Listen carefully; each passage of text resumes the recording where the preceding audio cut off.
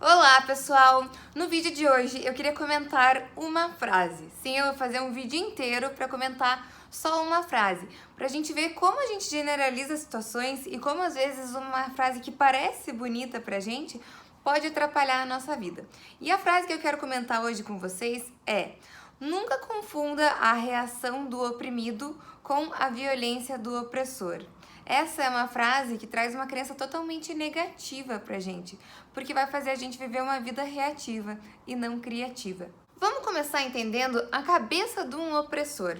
Toda pessoa que vai cometer uma violência precisa contar uma história para si mesmo para justificar aquele ato. Então pega, por exemplo, uma pessoa que vai roubar. Essa pessoa está passando fome em casa, ela está sofrendo, ela vive escutando a história de ricos gananciosos que roubaram horrores do povo, que roubaram horrores do governo, né? Que fizeram falcatruas.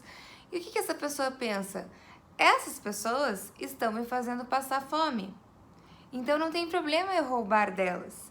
E aí o que ele fala? Chega com uma arma na cabeça do rico, né? Que não é aquele rico que roubava, de repente, é uma pessoa que ganhou o seu dinheiro honestamente, fala: ô vagabundo, passa a grana aí.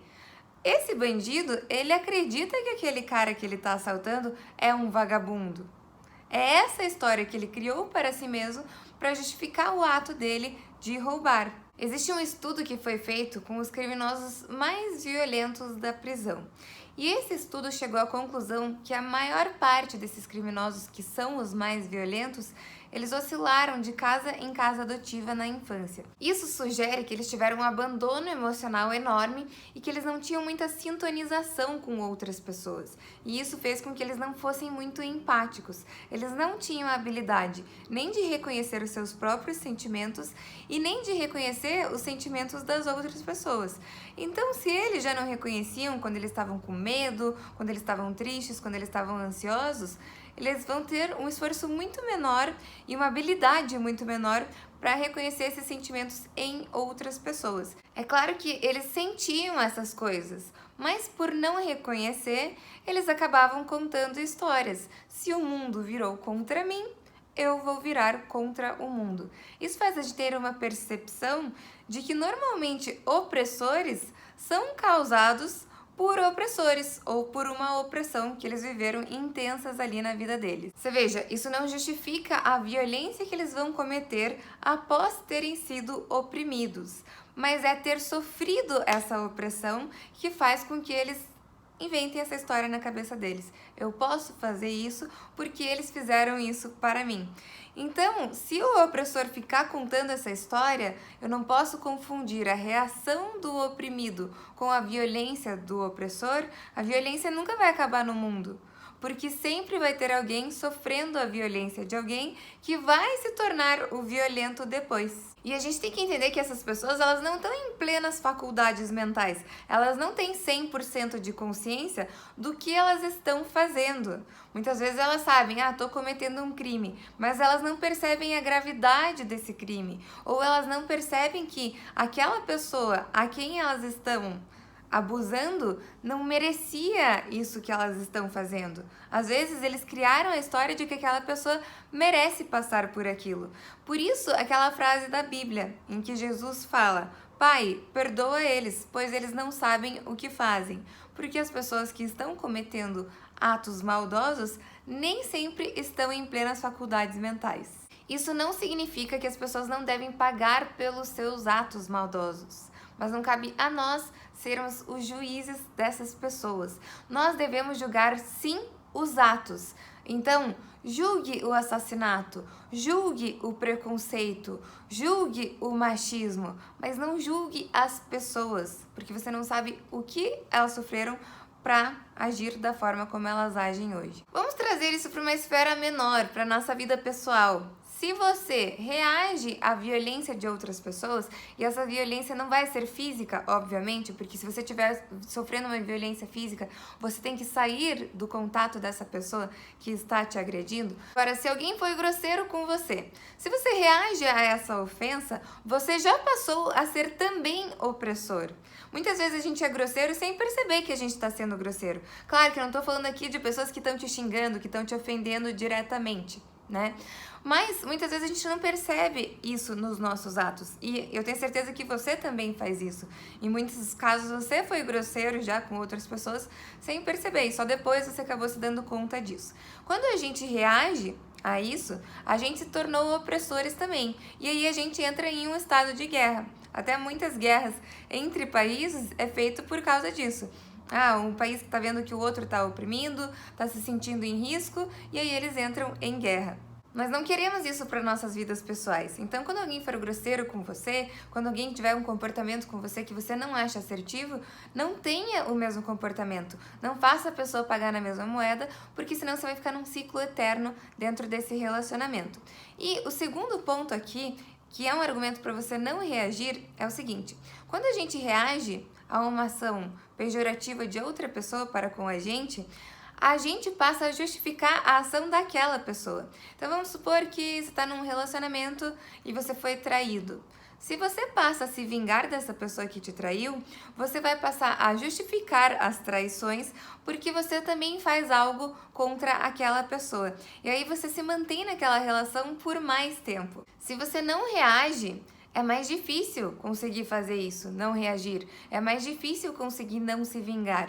Mas você não vai suportar aquela situação mais rápido. E aí você cai fora desse tipo de relacionamento mais rápido, porque daí você não tem parcela nenhuma de culpa. E você percebe que toda a carga emocional, todo o comportamento ruim vem da outra pessoa e não de você. E aí você vai procurar um relacionamento que se encaixe mais a uma pessoa que quer construir e criar algo positivo para a sua vida. E é daí que vem a frase: se alguém te der um tapa, dê a outra face. Porque quando você não reage, você vai conseguir sair dessa situação com muito mais velocidade. E entenda, se você se tornar controladora, se você se tornar possessiva ou possessivo, você está reagindo. Quanto mais liberdade você dá para as outras pessoas, sem se igualar a elas, sem entrar no jogo delas, mais liberdade você tem para fazer o bem e se igualar a pessoas que também estão nessa sintonia. Mas Marcela, eu não vou ser uma pessoa muito trouxa se eu deixar todo mundo fazer o que quiser comigo? Não, porque você não reagir, você não fazer a pessoa pagar na mesma moeda, não quer dizer ser omisso. Quando você vê uma injustiça, você deve se posicionar com veemência contra essa injustiça. Se você vê alguém sofrendo preconceito, por exemplo, se posicione. Se você vê alguém debochando de outra pessoa, se posicione. Se você vê alguém fazendo uma piadinha machista, se posicione. Isso vai fazer com que as pessoas reprimam essa ideia de que é normal fazer esses atos. Então, mesmo com ideias que mostrem sutilmente essas injustiças, por exemplo, piadinhas num conteúdo preconceituoso, machista, qualquer que seja essa coisa, exigem um posicionamento nosso. Mas esse posicionamento não precisa ser de agressão. Pode ser um posicionamento apenas em favor daquilo que a gente acredita. Olha, eu não gosto desse tipo de piada porque demonstra isso, isso e isso. E você tem uma chance muito maior da pessoa se conscientizar do que ela está fazendo. Esses dias eu estava observando duas crianças de mais ou menos 8 anos e uma pessoa insultou a primeira criança. Ela falou: hoje você tá feia. E a segunda criança pegou e falou assim: nossa, coitada, não fale assim com ela. E aí a pessoa que insultou a primeira criança insultou também a segunda criança. Falou: não fale muita coisa porque você também tá feia. E a primeira criança começou a rir da segunda criança que tinha defendido ela. Falou: bem feito. E a segunda criança falou assim: nossa, mas eu tava te defendendo. Você tá me atacando agora e eu tava te defendendo. Isso, de uma criança, é o posicionamento mais assertivo possível. Porque perceba, quando as pessoas começam a nos insultar, a gente quer que as outras pessoas que são parecidas com a gente também sejam insultados pra gente não ficar tão por baixo assim. Então, no momento que alguém se posiciona contra esse sistema, né, de apontar o dedo um pro outro, de querer insultar um ao outro, ela corta isso, ela faz as pessoas se conscientizarem. Então, eu que era uma adulta e estava vendo essa interação ali, quando essa criança falou: nossa, eu estava te defendendo, eu percebi: nossa, é mesmo. Ela estava se defendendo a outra criança. Ela estava se posicionando a favor da outra criança. Ela estava se posicionando contra uma injustiça. Então, isso é um sistema extremamente sofisticado para uma criança estar fazendo. Nós, como adultos, temos o dever de nos posicionar assim também. Então não acreditemos nessa frase 100%, nunca confunda a reação do oprimido com a violência do opressor.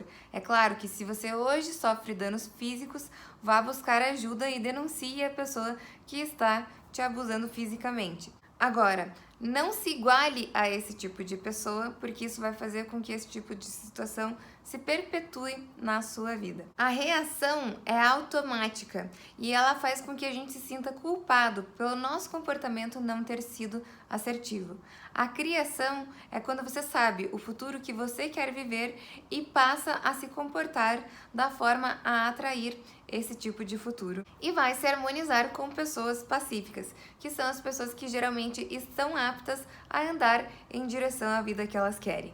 Espero que você tenha gostado do vídeo. Se você ainda não está inscrito nesse canal, se inscreve agora e te vejo no próximo.